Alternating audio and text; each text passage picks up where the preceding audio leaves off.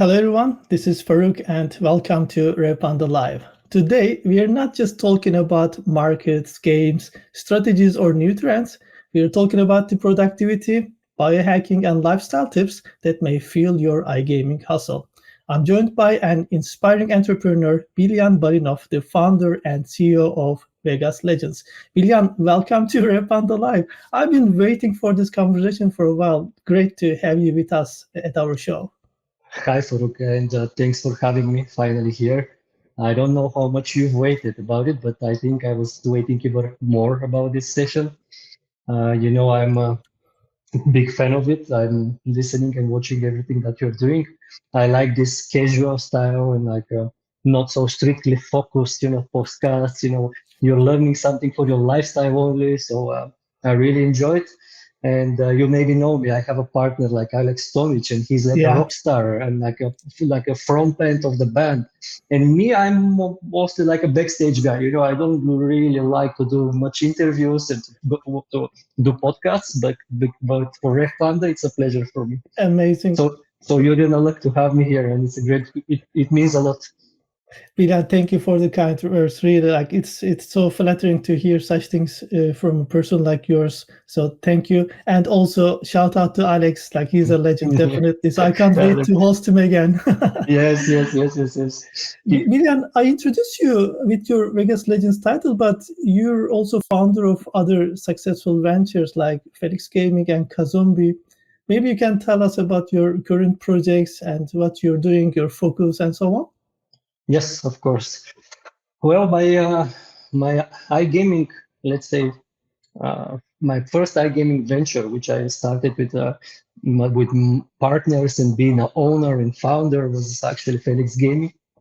Before I was working for another iGaming companies, big ones and small ones. I've learned a lot, and at some point I decided to create this game studio. We had this different vision back in time. We were seeing like the booming of the online iGaming, but back in the days, I believe there were a lot of slots with just graphics and animations, like a theater, and they were missing the let's say the casino roots, the casino basics that we should follow coming from the land base, because this is our experience. And the guys that we started with Felix, we decided to have this vision to bring to the online a product which is really following strictly the land-based experience that we're having. And I think so far it's a proven success. At the end of the day, yes, the players are changing. They're a new generation. They're Facebookers. They were like millenniums, whatever. They have completely different way of dealing with their cell phones, but still, you should have the casino experience and the casino basics of everything which goes online. I see. Then, yeah. Yeah, I'm just curious. I want to just add on top of what you said about the land-based casino experience you have. So first, I'm curious, like what made you, have that switch to the digital world? And second thing, I was wondering is, can you like with maybe brief words compare those two? How does it compare to each other? From land-based to digital world. How I switched, I was working for a company. I started on a gaming company, which was very successful all around the world with real casino machines in the land base. But then we started to go to all these expos in Vegas, in Amsterdam, in Macau, and I was seeing this online gaming coming. Like a lot of operators went online, a lot of providers started to create online games.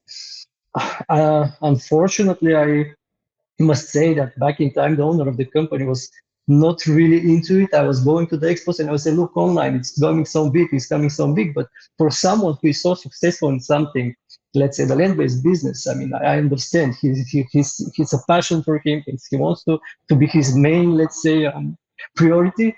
So then at some point I decided like a little bit I was holding there to not go exactly on the online. So I decided to moved to another company which was more oriented on the online, and then after this company I created Felix, which was completely focused on the online. Comparing land-based with online, I think there is some pros and cons.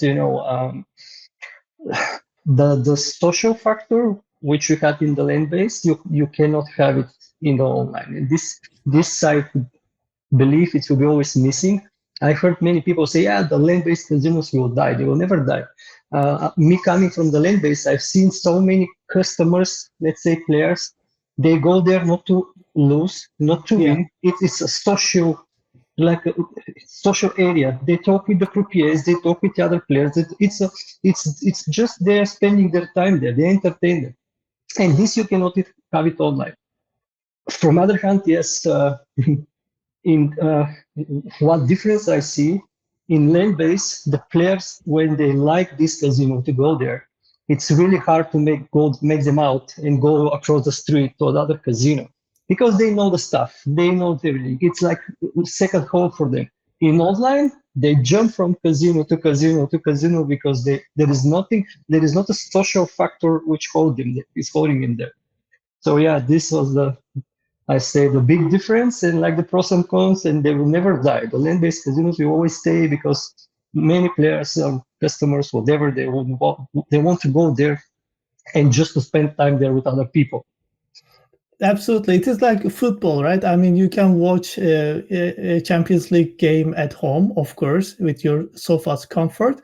But when you go to stadium, you are having a completely different event. You're experiencing something else. So I definitely compare it that way. Another thing is, yes, I mean, iGaming industry is projected to be, I think, in the next couple of years, like $130 billion on the online side. So that's like a huge step. And you were talking about, the Felix gaming experience, all the game creation and other things that really excite you. And I read at one of your interviews, you were comparing the process of making top slot games to creating a hit song. You were saying something, I think, if I'm not wrong, like you never know when you'll create the next Despacito. What's the story behind it? Well, the story is simple. Creating slots and creating music and songs. I mean, let's say I'm a musician, amateur one. I can share a little bit later about it. I have a new passion, which are the drums. I'm playing drums now. But creating a slot and creating a song, it's art. It's creative. You do something which is so, not predictable. There is not exact keys that you put them in the locker and it's done.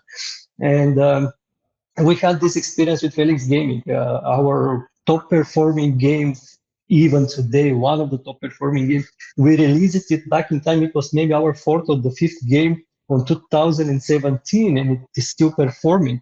And we were always, every time we started to release a new game after this game, we were like, we're going to beat it. It's a joker now. We're going to beat it. Because we were thinking we know what to do now. Because if you do it once, you can do it again. It seems it's not like this, and this is why I compare it exactly with Fonzie and Despacito, because if Fonzie knew how to create a Despacito again, he will do it immediately, but as we can see, it's impossible. And I just came back from Monaco. I was on the birthday of David, the owner of and the founder of Sprite, amazing guy with a huge heart. We spent their time with his family, it was amazing. So imagine he created a single game, which changed the market. It was not just a game, it's a new category of games he invented, like a crash game. And now imagine, do you think that he knows how to create the second aviator? I mean, we all have the aviator now, and we have no idea what to create to be like this, to reach the same success. It's impossible. Exactly. I mean, if he had it already, somewhere, he would definitely release it, and then he would make another amazing success. Yeah, that makes sense. I think there's no single blueprint for this whole creative process, right? Like you need to know the market, you need to understand the players, maybe technologies, which is something that you're so much into, and then later on, it's all up to you and your creative team. Yeah. No, there is not a blueprint. Of course, you follow some rules. Of course, for some markets something works best, for some markets other. But even with this, I can give you an example. There is a market that fruits are the top performing game. So you release a game with fruits. it doesn't perform. You release a second game, a third game, the fourth game. Then the fifth game is performing crazily good. And you're like, okay, I'm going to release the same game, but just changing the lines for 40 lines, 20 lines. And it's not performing. So even changing a small detail and keeping everything same, it's not giving you the same results. It's like, it's again as a song. Some songs, they have this riff or this little jingle that stays in your head, well, but you didn't know that you're going to have it before it reached all the people. So with the games, it's the same. There is something small which makes it stands out from the others, but most of the time you don't know what is it exactly. I think it's exciting and also rewardful. So once you hit it, it's going to be even a new category, as you say. So this is really Yes. like a super cool, let's say, process to apply. Yeah. Bilyan, I know, and actually everybody knows that you're a big football fan. You support Juventus. I'm sure, like watching a game in Turin with like multiple goals and a win for sure would be a great treat for you, right? But I am wondering something else about yourself as an entrepreneur. I wonder what inspires you to keep all these things going on, Bilyan. Yeah, thanks for saying about Juventus. It was my let's say one of the best treatments for me.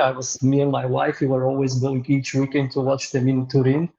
Then at some point they started to make this management Yeah. stupid decisions. I don't know. So I was always joking.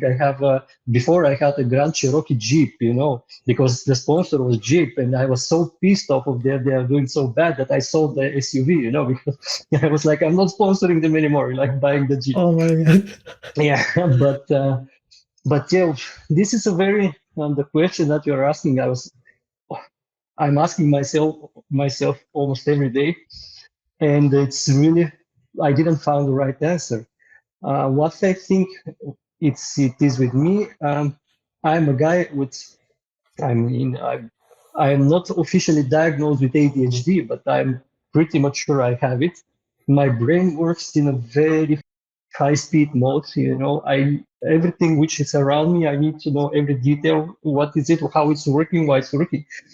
And I think this is what actually makes me keep going and doing so much different project because for example, now we just opened with my wife a hotel on the seaside, and we have no clue how to run a hotel or a restaurant, nothing. But when I go to a hotel, I was always looking and I'm like, yeah, how they do this, what process they use, And for me, what actually makes me be an entrepreneur and doing different things and motivates me, it's actually to explore the unknown. It's not like mystical thing or like UFOs. It's the unknown of what is surrounding you, how one restaurant is working, how one kitchen is working. I'm on a cruise ship and I'm thinking how they handle this. There is 3,000 people here. So for me, the motivation is to learn something which you was thinking it's impossible to be learned by you, but you do it at the end. Amazing. I think it's a good thing to be on the search, Bilyan. You are a true observer, like definitely. And I think it really helps you to create all these successful sort games. So I think that's amazing. Talking about inspiration, I want to switch to a little bit of, the lifestyle. As you know, in iGaming, it's a roller coaster, right? I mean, we are like constantly traveling. We have a lot of events. Some people say we have too many events, honestly, and lots of networking going on and so on. Yeah. How do you balance work and life as a fast-paced iGaming leader? Hard, but not complaining. You don't know. I always said this. I mean, if somebody starts to complain about his life or his lifestyle, it's you who can change it. So if it's something you don't like, you just change it. So yeah, it's not easy. Indeed, we had a lot of travels. When I was young, 15 years ago, it was fun. Now having a 1-year-old baby and like a real family now, I need to limit a bit all those travels. But now I reached the point that even if you don't have to be there working on, if you have a booth, like a Vegas agent is having a booth, but I never go to the booth, and we have people staying there. But me going there and gathering with all these partners which are now friends. It's a must. It's like a community that you're not you shouldn't miss it, because if you miss like a 3 or 4 months, the industry Yeah. changes so fast that that's like you need to start from scratch. I mean, there is new trends and new things happenings and company buying this and buying that, and you should be there. Even not really working, just gather with the right people, which from like ages now. I see. But And it is hard to stay on top sometimes. I mean, I try to follow everything, but the industry is expanding and also a lot of things happening, regulations, new markets. So mhm, you gotta really like follow all those things. Now it's yeah, not that yeah, easy. yeah. It's not. Uh, of course, it's not. It's a very competitive industry, very competitive industry, very industry that changes every day, like really every day. Sometimes I'm having employees that are like, oh, we have a different goals each month, and it's confusing. And I say, guys, it's a different goals every day. Every morning I wake up and it's a different day. Doesn't matter what you knew for the market or what was working yesterday. Today it may be totally shut it down. So yeah, it's indeed it's a such competitive and industry that you need to be totally focused and totally into it, and not even missing a month of what is happening, because a month of darkness, if you're not there, you're missing a lot. But yes, how I balance it, for sure. I do make these travels a lot because it's something as a must for me. But then I really balance it with travels with my family. But like a travel, like a real travel, complete radio silence from the work, like 10 days in Courchevel, snowboarding, whatever. But even not checking my phone for work. And this is how you recharge. And Can you really do it? oh, I will lie if I say yes. This is something which we always kind of, argue with my wife. We are going to whatever, somewhere, some very, let's say, Maldives or Seychelles, whatever. We are having this villa on the beach, and it's a sand in front of us. And I wake up and I'm opening little my laptop, and she says, "Yeah, we're not working." Yes, I'm not working. I just want to check just few numbers. But yeah, lately, I think I'm more able to do it. Uh, I'm more able to do it. I had a rule. I mean, yes, now everything is on your phone for sure. So I have a rule. I don't open the laptop. I can see if somebody is dying, so I need to open the laptop. So I open it. But if it's just reading the messages or sometimes just answer a question, for me, I consider it fine. So this is the balance. I mean, still being there, answering questions. If something is really bad, the red snow is still snowing outside. You need to handle it. Then you open the laptop. But if you find the right person and the right people, right employees who you can trust, and they can do the job even better than you, because this is one of the, I think, biggest Hmm. problems that the leaders and the managers have. They're hiring people and they don't trust them, and they still do the job that they're hired. I mean, they're hiring experts and still doing their job. So if you find these people, and I think you can balance it, being on a holiday, but really resting, not just not working from another place. I see. But regarding cutting off, Billion, I'm still trying to work on this. I can't really do it myself because at Revpanda so many things are happening. Like we have launches every month, something big and so on. So that's really it- something I need to learn. And today, I think I will have some inspiration from you as well. And apart from that, when you were talking about it, definitely, I mean, if there's no fire in the office or something, yeah, you may want to do it. But Exactly. also, look, you have got all these amazing ventures. They're very successful. You cannot do this if you don't have a system in place, right? And apparently you're delegating it. And very briefly, I just want to ask you, I read at one of your interviews earlier, you mentioned that you are really actually involved in like choosing your team members, and you're actually spending time with them. You're very careful with the recruitment process and so on. Can you explain this a little bit? I'm very curious on how you run the whole like recruitment process and you get new talents and so on. Yes, I have a little bit different vision of for running a company, let's say. Um, I've been to very big ones, then I went to, let's say, smaller ones. I've seen how the process and the work is done in the big ones. I mean, without trying to offend anybody, but I understand when you scale it, when it become a corporate, it's hard to manage. You have like 10 managers and one person working and 10 people managing this person, you know. And for me, I don't like I always was trying to avoid being a corporate company, like a huge corporate, like a managers and team leader and team leader and the manager of the team leader. And what I found is that if you find the right person and if you pay him a salary for 5 person, he is working as a 5 person and taking a salary as a 5 person. But then you don't need to manage 5 person, you're just managing one. Yes, it's hard to find. I mean, there is not many people out there that you can find it. But for the people that I'm surrounded, so far I'm happy and I think I succeed to do it.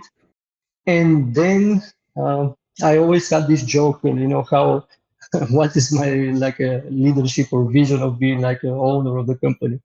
And I'm always joking, but it's actually not a joke. It's something which is as a title. I always say never answer stupid questions. And all my employees, when we have a new employee and he needs time to understand what it means, because when I hire someone with, let's say, quite high salary and quite high expectation, let's say he's an expert in something, it's not just asking him to move the mouse and create something. He needs to take decisions. He needs to take responsibilities. He needs to make mistakes and to learn from these mistakes. And if I'm seeing that he's asking me a question, for example, which is a stupid one, I never even answer. If it's a question which I'm sure that he can find the answer himself, maybe spending a few hours, but because it's easy to ask me because I know the answer, I don't answer. So in the yeah, for me, your employees should behave like your partners. You should look at them as a partners, not just employee. That's very well said, and definitely it helps because you're a part of a bigger cause when you feel as a partner in an organization. And proudly to say that I feel exactly the same way, like at my company and in iGaming also. I'm super happy. This Yeah. industry is like really exciting, and there are lots of young people, and I'm like over 40 sometimes. Like I have got issues with dealing even a single project. Honestly, like looking at you, Bilyan, like you are juggling multiple projects at once. And this is so impressive for me. I wanted to ask my next question about it actually. Can you tell us about some of your, let's say, best personal tips or hacks, or maybe you can quote some tricks for staying productive and organized? Like, what can you tell about this, especially when things get really crazy? Yes, I think it's not for everybody. As I said before, I really believe I have a ADHD, which is over. I mean, your brain is working on a different speed and completely different levels from what is happening. Me, because we are talking about iGaming, but seriously, I have so many other projects which they're not even known in the iGaming. I have real estate. I have a hotel lately, like a restaurant. And imagine every day I'm getting like maybe 50 calls, and every of these calls is for a different topic, and I need to talk for 10 minutes for one topic, one subject. Then I hang up, then I start to talk again, and it's a different subject, and it's a different subject, and different subject, and the problem is you need to remember what you were talking before because it's like 50 people for 50 different questions, and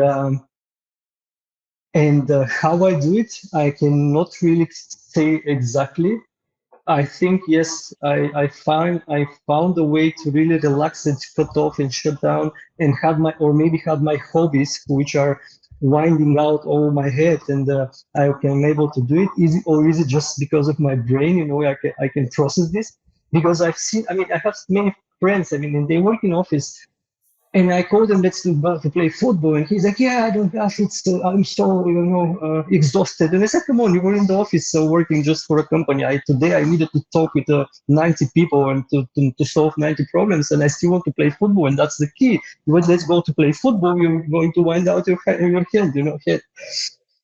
So yeah, I think it's not for everybody, but I think it's, first of all, yeah, really good and relaxing, like real relaxing.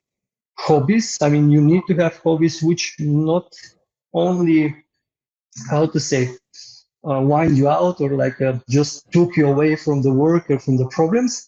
It should be also hobbies which improves you as a person. I started to, I mean, it's a long story. Soon I'm going to post a video on LinkedIn. I had a dream from maybe 20 years. I've seen Godsmack band playing 20 years ago, and I started to watch the drummer, and he was like out of this world, Yeah. And I had a dream maybe 20 years to start playing drums. I know that it was completely different something for me. But then when we started, we built our new house here in Sofia, we decided with my wife to have a music studio in underground. So I brought drums and she was like, look, if you're going to play on this thing, I'm going to send you to lessons. I mean, you're not going to play on this, on your own. So I really started to take lessons already a year and a half, 2 or 3 days per week. Believe me, this is not just a hobby. It's something which makes your brain going crazy. It's like improving you every single day. I mean, I go to a lesson, the teacher shows me something and I'm like, no, I'm not able to do this. I'm not able. It's impossible. I needed to start this 20 years ago. Then you come back at home, you practice, and in 2 days it's done. And then you go the next day and you're like, no, I reached my limits. It's not impossible. And what actually is happening, the feeling to reach your limits every 1 or 2 days and to see that you go beyond these limits, it's priceless. And actually, yes, this is a hobby, but not really a hobby. It's something which completely improved my mentality and my brain also as a hobby. So yes, probably this is something really good as an advice. Having hobbies, but not just playing FIFA on the screen on the TV, but hobbies which can improve also you personally. Human brain is so interesting. You just said that you feel like you're at your limits, but when you push, actually it is going on, and it's incredible. Talking about hobbies, by the way, can you tell us briefly about your hobbies, because I'm learning new things all the time about you today. Yeah, I'm always okay. I have a joke. I can do everything in this life but that, because I'm snowboarding, I'm kite surfing, I play football, I play drums, I do whatever I can. But let's say that lately snowboarding, it's something which really stays with me. I would do it every year as much as we can, even now with the baby. And it's really something which completely also recharges you. I mean, going to the mountain. I mean, we were talking with friends and we said, look, can you think of any other hobby, activity, or sport which will makes you leave your country, go 3,000 kilometers on the minus 20 degrees, dressing with all this thing, going up and just go snowboarding. Imagine they say, let's go to play tennis in France, in 3,000 kilometers. Nobody will go play tennis. I mean, the skiing and the snowboarding is the only thing which makes you go as there, and it's so far away to do it. So yeah, snowboarding for sure. Kite surfing if it's possible. I have a jet, so I ride a lot of jet on the seaside. Also, football, it's another hobby, but yeah, whatever. And now the drums are like, I'm back to school. I'm back to school on 40. Bilyan, I'm happy your hobbies are actually outdoor activities, because sometimes, like many people are stuck. You were just saying that people play video games all the time, and it's not even healthy, which is a topic that we're going to talk soon. But I just want to tell you, you reminded me Mark Zuckerberg, because I know that he wants to learn a skill each year. You know that, right? Like he wants to, like 1 year he wants to learn how to fight, the other year, he wants to learn a new the language and so on. So like you actually have that kind of a mindset. This is really interesting. And about the ADHD, well, it's not prescribed, but I know so many successful people. Like look at Elon Musk. I'm sure he's somewhere in the This is what spectrum. they said. This is what they Yeah, said actually.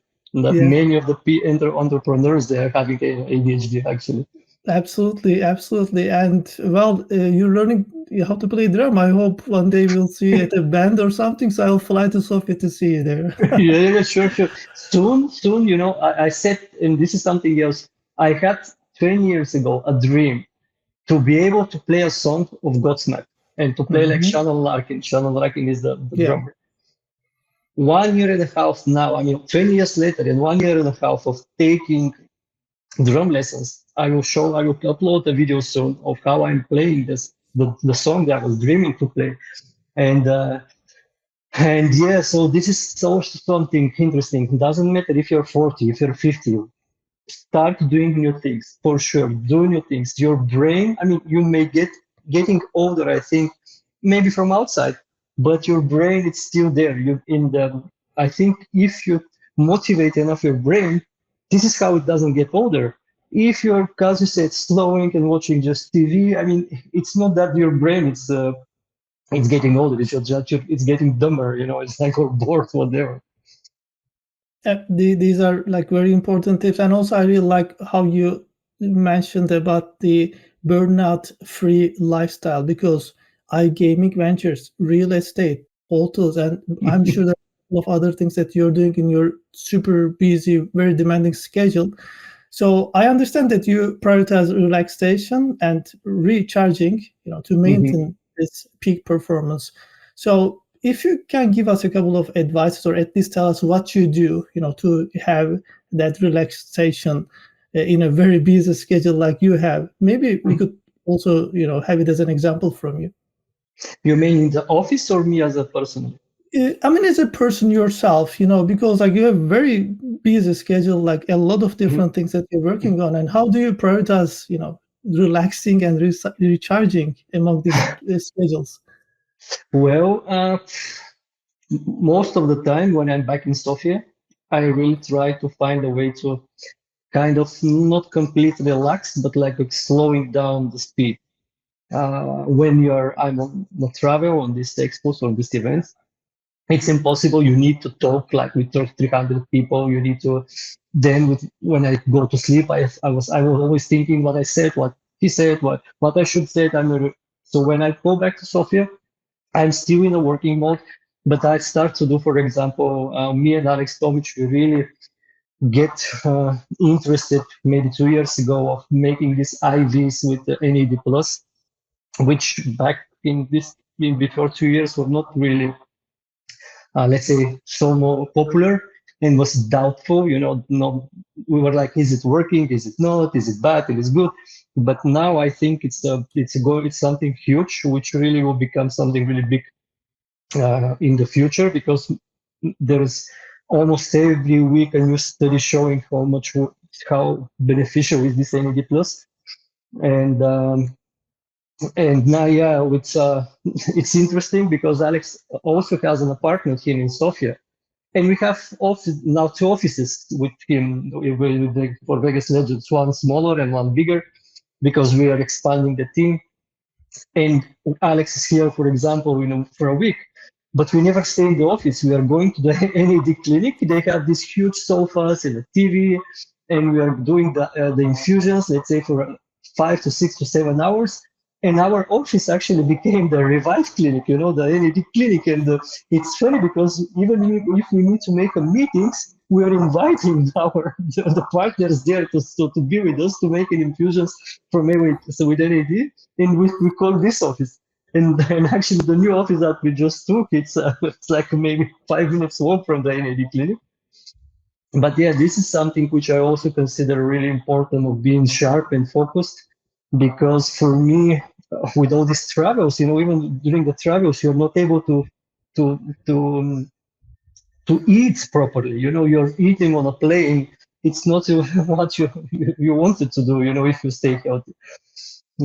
So yeah, in Sofia, this is something which also, except from the hobbies, which I can do here, just going a bit of a slow motion, let us not slow motion, but slowing down the speed and doing these infusions with NAD, which I really think is helping a lot with us. It's something important also. Well, definitely. I am one of the things I really want to do, of course, like visiting you guys in Sofia, but also after my conversation with Alex, I want to go and see Ale's office as well because he turned that office also into some kind of a This clinic. is this is something another level. This is something another which is another level. There is some jokes that they're joking. Even ChatGPT roasted him about this spa treatment office. But this is so important. I mean, if you don't go there to feel the vibe, you may make jokes, you may not understand it, you may say, yeah, it's too much. Who needs a bar chamber in the office? Who needs like a sauna in the office? Who needs that? Who needs this? Yeah, but at the end of the day, I mean, the Halle office in Barcelona, it's something that you should see to understand it. But I think more and more, because I'm really glad that Alex and me, we had this same vision for employees, that they're more valuable than your customers. Yes, your customers are bringing you the money, but believe me, if you make your employees happy, but it's not even just the happiness, uh, they will make your customers even give you more money and spend more money with you. And all this thing with this improvement in the Lea office or in our office that we're going to do here in Sofia, because lately in iGaming, it's a small industry. There is not many people who you can find. Like it's not like you need a guy with finances. It's fine. You can find so much money or designer or whatever. And then it's a big fight. You hire someone and then there's like a shower of new offers. It's every day they shower him with more salary, more salary. So now salary is not even something which actually, it's counting. I mean, they can get so much big salaries everywhere. And what other options you have? You need to make them the office not just going to the office. You don't want even make the office like to make it with very nice decoration or give them treats and croissants and I don't know whatever kombuchas. You need to make your work as their lifestyle.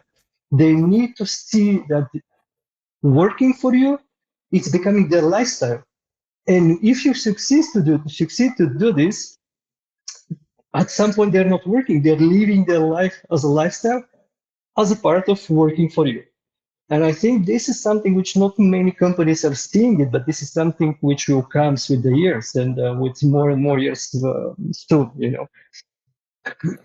You sparkled two things on my mind right now. The first one is it's a very bold statement, and some people may find it super controversial. You just said taking care of your employees is more important than your customers. Can you elaborate more on this, please? Yes, I can tell you, I was working for a big company, like in iGaming, even before in IT industry. And this big company renting like 800 meters square booth in ice or whatever, huge booth, paying so much for dinners, paying so much for, I don't know, to entertain and to treat the customers, they're paying, they're throwing money against them. And then the employee of this company are sleeping 8 people in an apartment with 2 bathrooms and maybe 20 kilometers away from the expo, just because to save, I don't know, 100 euro or something.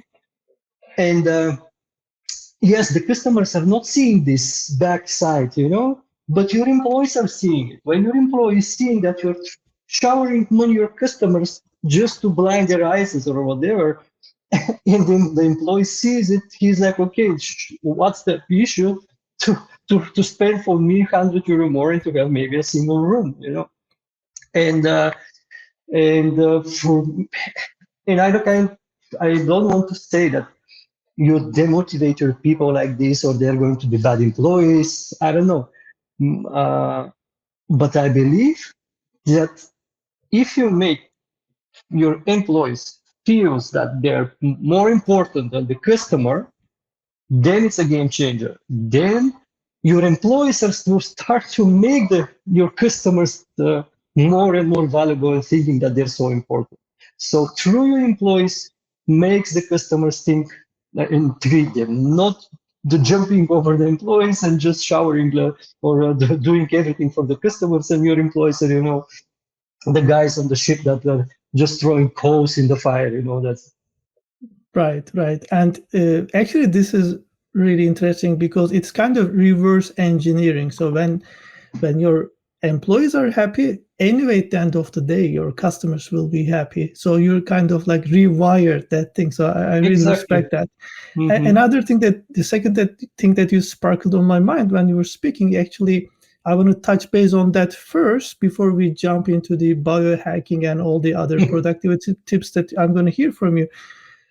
You mentioned about a healthy office environment, like making the offices also a place to, visit, place to, like come to work and hustle. Hmm. So, how do you create that healthy workplace environment for everyone?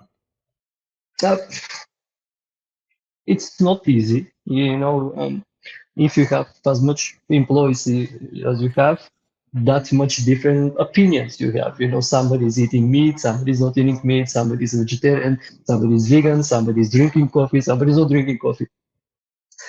Um, what me and Alex, I think also we believe, because okay, maybe I mean I'm trying to be more, let's say, standard, but Alex is really extreme in eating and fasting and you know uh, what he's drinking, what he's not, like no plastic and all your glasses and everything. And it may be too extreme for some of his exploits also.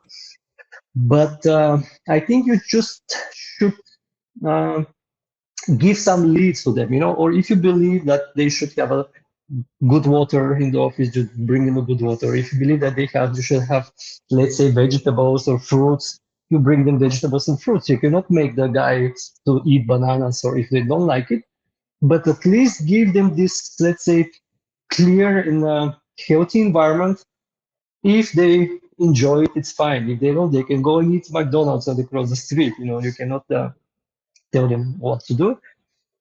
But yeah, for me, as I said, you just you give them a nice environment to work, healthy food, healthy drinks. This is something which we also do in the office. Some activities, it's very important also. For example, we're planning to have like a barista, like a day, to learn a bit about the coffee, how important is the coffee, how to make a coffee. I mean, drinking the correct coffee. Sometimes making, I mean, some cooking lessons, whatever. But yeah, as I said, because if you do this at work, it's also will become their lifestyle, and they Right. really correlated and you related that later. I think last year you won SBC Awards, Rising Star in Casino, Hmm. and also at Sigma Awards, Rising Yeah. Star, right? Hmm. Operator. Congratulations, first of all. Thank you. And I saw your speech after that. You said, now it is Rising Star. In 2025, it's going to be the best operator. How is it going? Please tell us like briefly about the work that you do on it. Well, Alex thought that it's a bit cocky, and he said, "Yeah, it's overrated." And I say, "Yeah, but look, because you mentioned Elon Musk, and I mean, I just changed the topic a little bit, but this is what also inspires me. If when I have the chance to read a book, I always read biography and biography of people who I think they're kind of different ones, And Elon Musk is always saying something. If something for all the other people, they need 10 years to achieve it. I try to do it for 1 year. Of course, I don't succeed. Maybe it's taking me 4 years, but it's still less than 10 years. So it's still a bunch. So this is what I said to Alex. Look, we are going to chase operator of the year. If we win something a little bit smaller, it's still fine, We're just chasing operator of the year. And actually in Dubai, we won best affiliate program this year, which is something. I said, look, maybe we will not. It's too early for operator of the year, but we aiming to be there can give you many other recognitions in this awards. Bilyan, I kept the best to the end because since we announced that you're coming to the show and you're going to talk about all these tips regarding Mhm. productivity and biohacking, everyone has been asking me. So let's start with that. You are so much into exploring biohacking techniques, and I Yeah. want to ask you, like, how do they fit in your daily routine? And have you noticed any benefits applying all this? Yes, not going back about the NAD and the Revive Clinic because I Mm-hmm. already stated it, but I want to say something about NAD Plus. NAD Plus started to become popular maybe 2 3 years ago here in Bulgaria, let's say, and it was doubtful, and decided to try it. Of course, I also had my doubts. I had no clue what to expect, but I said, look, I will start it and you'll see how it goes. Now, 2 years later, believe me and Alex were totally sure that this thing is going to explode out there. Like, I believe it's going to be something which all the clinics and hospitals are going to use it before surgeries and after surgeries, because it's really improving recovery after, let's say, Mm-hmm. after any surgery. For me personally, I felt, look, it's not like you're blind and you start to see again. It's not going that you go there blind and you start seeing back. It's not something that if you have a missing hand and that you're going to have a new hand there. But if you're able to notice your daily routines or your daily small issues which you had back in time, and you see how they start to disappear. With me, it was even more noticeable. I had a stone in my gallbladder, like 2 centimeter stone, Mm-hmm. and I started to get this crisis during the night. And the doctor told me, look, if you're having 2 crises per month, we should remove it. Imagine if you're on an airplane, you have this crisis, and what you do in the airplane. So it was right after the show of Amsterdam, IGB, I think. Mm-hmm. And I had this crisis every single night there. I was not able to sleep until 6 in the morning. And I was like, look, I sign up and I'm going to go to do the surgery. And I even book an appointment.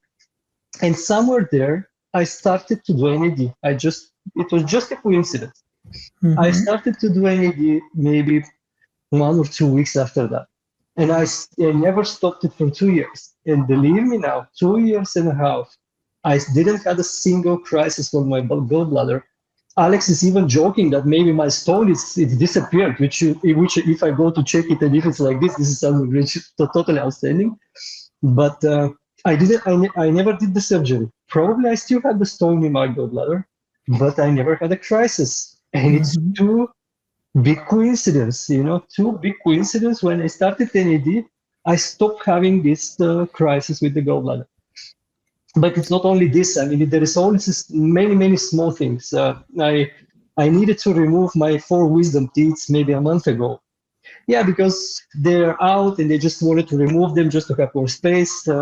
However, and the owner of NAD clinic called me and said, "Look, if you're doing it, for sure do 1 or 2 grams NAD before. You're going to recover completely different." So I did it. They removed my teeth. I was eating the same day. I didn't have any pain. I never even took any of the medicine that they gave me. I went to the doctor to see me after 4 days, and he was like, "Did you stop this mouthwash to healing your wounds?" Because I had stitches. And I said, I never started it. I never felt that there is something. I recovered like a Terminator. You're recovering like your body's recovering like a lizard.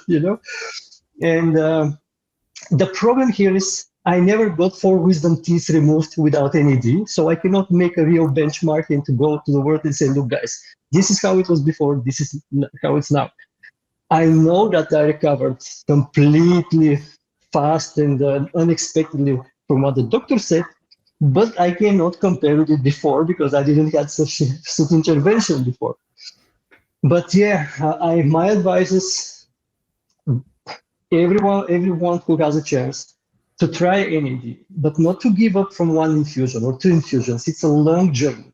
It's a long Mhm. process that you need to maintain your NAD level, NAD plus levels, and uh, and I'm sure that they will see all these little, for me it was even big ones, but these little improvements which they are going to have.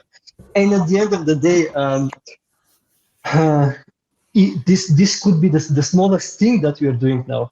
The Mhm. idea of NAD is like not aging your organs or your brain, maybe the real benefits we are going to see them when I'm on 80 or 90. Maybe not, but maybe if it works, I will be on 18 without Alzheimer, and the other people would, yeah, why we didn't do this, why you didn't tell us before. Um, Definitely, there's one thing that I would like to emphasize. We are just sharing, our personal experience. If Yeah, anybody would like to try it, they can, of mm, course, see a yeah, professional and check out how yeah. it works. Apart from them, you mentioned about the when we were talking about well-being, you said about the importance of nutrition, and I'm curious, like about your daily routine when it comes to eating well, and maybe you use some food supplements to have a healthy body and a sharp mind. Like, can you tell us on that a little bit? Yes, my daily routine starts with a coffee, but a real coffee. For me, coffee is a culture. I'm having this special machine with a real machine at home with a grinder, and I grind it, and it's every morning it takes like 40 minutes to make my first coffee, which my wife is always joking about it. But Yeah, and you talk about productivity. exactly, Right. exactly. So I'm spending but for me, this is a ritual. I wake Mhm. up, I turn on the machine, I brush my teeth, wash my eyes, then I go down, I grind the coffee, I measure it with a scale. It's a whole ritual for me, which actually wakes up my brain with all these small rituals that I'm doing with the coffee. But yeah, I don't. Personally, I mean, it's strange. I can tell you. Before NAD, I was taking so many different supplements, like vitamin C here and vitamin D and D complex and this and that, Mhm. because I was feeling I was thinking I'm sick here and sick there, or I have pain. After NAD plus, I totally stopped taken any medicines or even supplements. Okay, if I train, you can have a protein, you can have a creatine, whatever, Mhm. because I'm playing football, let's say, very actively. So you should have this little, amino acids, protein just to recover the muscle. This is fine. But what I'm trying to follow, it's actually trying to eat well. One of my other hobbies, I really like to cook. I mean, this is something I'm cooking at home, not my wife, and not because she doesn't want. It's because I don't let her. And and what I'm trying to follow now is I hope she's not going to watch that. no, but she knows Yeah. it. She knows. Okay. Yeah, Honestly, but our home is the same. I'm also cooking, and my wife, she's great at yeah, baking cakes and so on. So yeah, definitely it's a great, yeah, work. All right, yeah. so we checked the wife part here. Exactly. But yeah, I'm trying to really to get the nutrition from the right food. Like, for example, when I order a special smoker from the States, I have sous vide. So I'm sous videing my meat on the right temperature, like 72 degrees, whatever. I'm trying to eat vegetables and fruits, which are seasonal. If now we start to have tomatoes, cucumbers, whatever. So I really try to get now more and more lately my nutritions with from the food itself. And what I also do, I really believe that to drink um, enough water, but really good and pure water, let's say, it's also very important. This is something for me. I really choose the water that I'm drinking at home. At home, we have a special filter, like special bottles that we put it. And this is it: food and drink and coffee. And Coffee I is important. remember you emphasized the importance of sleep as well. So even like when we were chatting, I was asking if there's like one thing that you can advise me like, to stay healthy and have a sharp mind. You mentioned about like just sleep well. Yeah, yeah. Sleep well, and actually, I don't have my Whoop breasted here because Hmm. I was traveling yesterday, and probably my Alex had all of it, in the ring and everything. But with such Whoop, let's say bracelet or the Aura ring, whatever, you can really see this importance of this sleep. This is actually how we also checked how much NAD it's improving your sleep, because Hmm. each time we do the NAD infusion with Alex, you are checking your HRV, which usually should be, let's say, 40 or 50 for our age. The first night it's like 90 or 80, it's like double the heart that is resting because of the infusion of NAD is skyrocketing. But yeah, sleeping well for me, because I am having problems to fall asleep fast. I need to read something, or I need to watch something like a National Geographic or something. Because if I didn't watch, I started to think about so many things in my head, so I am not able to sleep. But what I understood actually with the using of this Whoop bracelets or the watering, the quality of the sleep is actually the length of the sleep. I had so many different scenarios that I had a deep sleep for 3 hours, let's say, but I was sleeping just 4 hours, and your recovery it's nothing. I mean, your readiness is like very low because it was not enough sleep. Then I checking that I'm having 8 hours of sleep and maybe just 2 deep hours of sleep, but these 8 hours recharge it much more. So what I'm trying to do now more and more, it's actually to go to sleep earlier and wake up earlier. It's better, because otherwise you're okay. I'll sleep at 1 at the night, but I'll wake up again at 7 or 8. I mean, I think if you're not going to bed before 10 and you need like hour to wind out, to watch a bit something, it's like you're staying in the bed without sleeping. So the I length of the sleep, it's also important. I see. Bilyan, thank you. We have covered such a wide range of topics today, from productivity hacks to your fascinating creative process that you use to build all these like hit slots, and also you shown us the importance of the balance, between all this hustle that we're having and well-being. And I think this is a kind of a lesson that we should all take. And Yeah, everyone remember, it's not just about working hard, it's about working smart and taking some breaks, taking some care of yeah. yourself and your team, very importantly. Bilal, do you have anything to add before we wrap up the conversation today? Yes, I think you made a very nice quote, which I remember.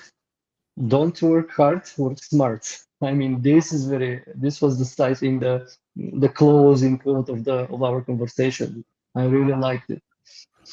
Amazing. That's a very very good, I think, closure. And before we move forward, I just want to ask regarding all these ventures that you have with Vegas Legends, Felix Gaming. So how our listeners they can reach out to you to learn more about them? I don't have any social media, believe it or not. No Instagram, no Facebook, no TikTok, no X even, but I have LinkedIn. So the only way to reach me, it's LinkedIn. It's really hard to answer to everybody, to be honest, but I'm still handling it. So yeah, if somebody needs to reach me, send me a message to LinkedIn. Keep insist if I didn't answer because sometimes it takes time to answer somebody on LinkedIn. But sooner or later I will do it. And if it's important, if you're not like selling me ICO or some crypto payments, I'm going to answer for sure. Yeah, definitely. I'm thinking about creating some canned answers like, no, I don't need payment systems or something like this. LinkedIn should even have an AI like answer directly with not with this answer if I got this question. Absolutely, absolutely. Once again, Billion, thank you so much. Like I've been actually taking notes during the whole conversation here, so I will still have a lot of things to ask you. And everyone, thanks for listening us. Thanks for watching us. I hope you enjoyed and you had a couple of things at least that you can implement in your professional life or your personal life. And follow us on our social media to have more details, about what we have discussed, because we will be releasing more content on this topic. And also, as you may know, recently we launched Revpanda Live as a podcast. So go ahead and follow us on Spotify, Apple Podcasts, and all the other major podcast platforms. Thank you for watching us, and I will see you at the next Revpanda Live. Thank you for. Ciao, ciao. Ciao.